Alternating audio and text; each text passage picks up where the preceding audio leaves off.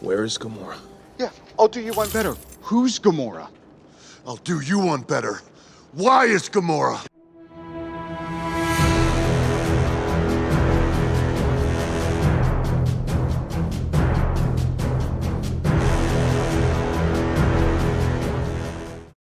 Hey everybody, thanks for tuning in. As a disclaimer before we start, I've been drinking a little bit, and I mean a little bit more than I should. And I already filmed this once, but apparently I drank so much I didn't hit the record button. So I'm going to try and recreate it because it was freaking awesome. But we're going to look at this Sideshow Collectibles, I almost said custom because I'm so used to reviewing customs, Sideshow Collectibles premium format Gamora exclusive statue. So Gamora is a member of the Guardians of the Galaxy. She was recently popularized by the Marvel Cinematic Universe, played by Zoe Saldana, who is pretty hot even when she has green skin. This is actually the comic version. Premium format is a fancy word for Sideshow Collectibles, the world's largest statue manufacturer and distributor, to say 1/4 scale. If you want to know what 1/4 scale means, go check out Cody Spencer on Facebook. He can tell you. So Sideshow Collectibles made this, I believe, before Guardians of the Galaxy even hit the Marvel Cinematic Universe and got really popular. But the comic version of Gamora is very similar to the movie. She's Thanos' adopted daughter, she's a master assassin, she joined the Guardians of the Galaxy. And I purchased her because recently I did a review on XM Studios' Groot and Rocket. And I'm building an entire Guardians of the Galaxy theme. If you want to see what that looks like, check out the Extreme Channel Facebook page and Instagram. The link is in the description below. So I had my eye on her for a long time because she's been out. They made 1,500 of her, 500 of the exclusive. We'll talk more about that in design. And I nabbed her for a steal. We'll talk about that in value. But first, we're going to start with the concept of this piece. So what I really like about the concept of this piece is XM Studios also made a Groot and Rocket, and they have matching bases. So it looked like they were going to create the whole line. But to my knowledge, and I could be wrong, I don't think they did a Star-Lord or a Drax. But let's check it out. So on the bottom here, they have a planet of some type. We don't know what planet it is. I assume it's not Earth because you got some blue streaks, and then these aquamarine or whatever color they are, crystals coming out. And this will fit with the rest of my theme because they're kind of on a planet like that as well, even though it's a different company that made it. Now, Gamora is wearing a different uniform. It's not the classic comic uniform. I'm not sure what the reference is for this, but it looks like an armored uniform. She has some skulls on it, which are almost like maybe she's a tie still working for Thanos. And she is stacked. In my opinion, she's way too stacked, but we'll talk about that in the paint and sculpt. And she is in an attack pose. So while this is still a museum pose, she's not in the middle of some big dynamic action. It fits with the rest of the pieces that are made by other companies. Like they just crash landed, they got out, they're ready to fight. And she has a very serious look on her face, which I also think fits the character. It's almost emotionless, which most of the time I don't like that. I almost wish there was a different option. We'll talk about that in design. But I like the fact she's brandishing her weapons. She's ready to fight. She's kind of kick-ass. I think it captures the character well. So I think they did a lot of good things with this concept. They matched other pieces. This can match other companies' pieces very easy. Same thing with her pose. It's not really dynamic. It's not really museum. It shows kind of who Gamora is. But there's nothing really exciting about this concept either. So I think it's a 3 out of 5, which is very good. Now, a few things in design I would have changed, and a few things weren't even Sideshow's fault. We'll talk about those after we look at the unboxing and assembly. Pretty small, manageable box, which is always nice for a change, with a pretty decent art box in it as well. Your standard foam from Sideshow was on the inside. My seller didn't tape it. And here you see Gamora wrapped up. A few of the things are laying around because they weren't really secured very well. And we'll talk more about that.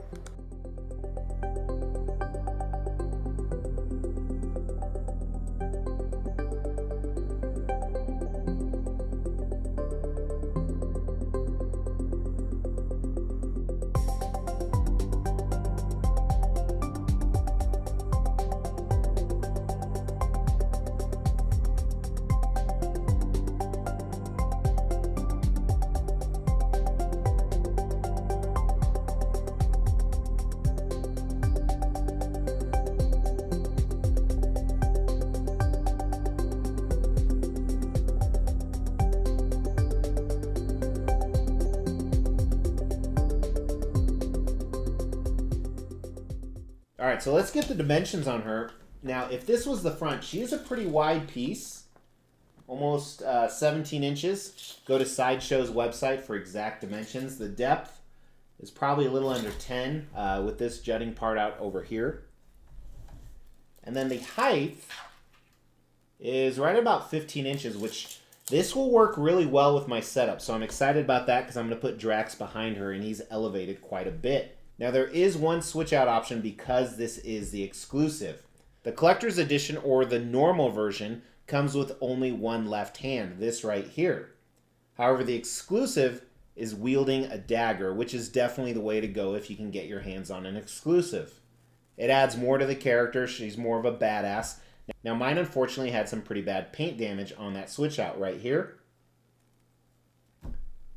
Thankfully, I'm sleeping with someone who knows how to repair statues. So Mrs. X will take care of that.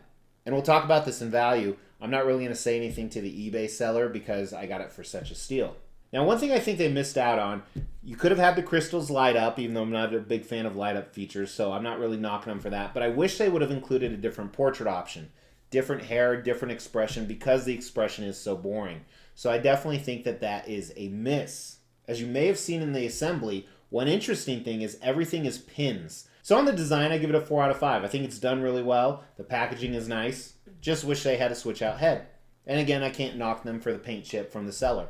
So now we'll talk about paint and sculpt, and because I'm having a lot of trouble holding it together right now, and members get to see the raw version of this where I'm really slurring the words, I think I'm not going to do pictures because it's going to be hard for me to articulate those words later when I edit. I'll just do a video of it right now, so let's take a look. All right, so let's dive in with the base, where I think a lot of the opportunity is.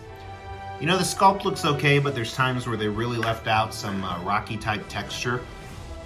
They could have added that. It's too smooth, too flat.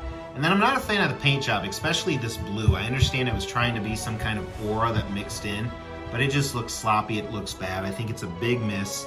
The rest of the paint you're going to see is much better. I do like the translucent effect on the crystals. This has a little bit of dust on it from the seller that I'll have to blow off. But yeah, get out my makeup brush. It's been a day or so since I put makeup on. Now on Gamora, I do like what they did. You're going to find a few areas of paint I'll jump to right away. Like right around here, it looks a little sloppy. But the rest of it, I like the layered armor. There's some shadowing in it. And then the variety of colors, you know, so underneath here, again, a little paint miss right there, but you have the reds and kind of that light blue throughout her costume. I never understand how you can see their abs through the armor, but apparently that's normal. I really like this belt. It almost looks like it's real leather, and it's not. It's fully sculpted, which is pretty cool. There's the Thanos skulls I was talking about, that I assume are Thanos skulls. The weapons are plastic or PVC or resin. So that's unfortunate, but they look decent. So not a bad job on that. They did a decent job on the sculpt of not only the armor, but you know where the fabric supposedly is. So supposedly she's wearing gloves right here, or her outfit underneath here.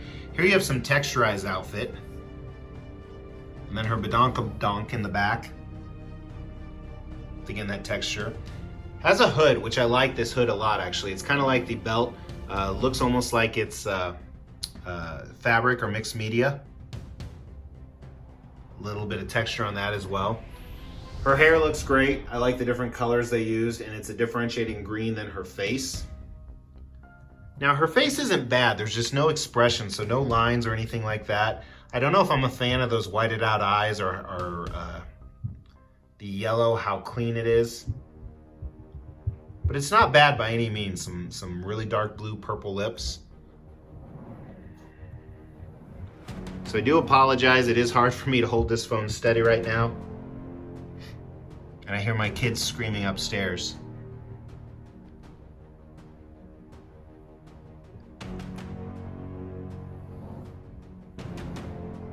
But definitely some cool things they did with this piece. Very happy to have her in the collection. So with the paint, definitely some opportunity. Some of the detail when we talked about up close here. On the base, some opportunity. I still give it a 3 out of 5 though, because there are some areas that's really clean and there's a lot going on. Sculpt is a little bit better than the paint. I still wish they would have done better on the rock base here. Again, some more detail in her portrait and maybe reducing her big tits as well. Yeah, I said it. But it's almost a 4, but anytime it's between a 3 and a 4, I always go with the lower grade, so we're going to say 3 as well. But let's talk about the value of this piece. Now, when we talk about value, if it's going for more than retail, I usually kind of don't talk about value. I got this less than retail. Now, with that being said, I'm not going to grade it based off the $350 that I paid for it. That's right, I paid $350. It retails for $499. They made 1,500 of these. 500 were the exclusive, and 1,000 were the collector's edition without the switch-out dagger hand. So I think that's 1,500. 500 plus 1,000. Yes, 1,500 of these. Now, the price of a statue is affected by a large number of things, including pop culture and hype. Guardians of the Galaxy, the movie for the MCU, does a lot for both of that. It raises the pop culture value and it raises the hype of this statue. Because they're making a Guardians of the Galaxy 3 and the retail is only 500 with an edition size of 1,500, I think the value on this is a 4 out of 5. For the price I got it at, even though there's a paint chip, I think it would almost be a 5 out of 5, this piece for $350, because there's not a lot of competition for a 1/4 scale Gamora. I do believe XM Studios is going to make one based off Rocket, Groot, and Star-Lord all matching. Does this statue have the X factor? Is it a 5 out of 5 statue? It's not. It's very nice though. It's a 3 out of 5 statue. Because it's the only Gamora available, I think when I put her with the rest of my GOTG, I think that's how you say it, GOTG, I think it would even be a 4 out of 5. But by herself, she's a 3 out of 5 statue for sure. Let me know in the comments if you could tell I was drunk. Make sure to hit that like button if you haven't already. And if you haven't subscribed to the channel, hit that Mr. X logo because we're giving away a ton of shit. You just got to tune in because we drop daily content. I'll talk to you guys tomorrow because it's daily. Take care.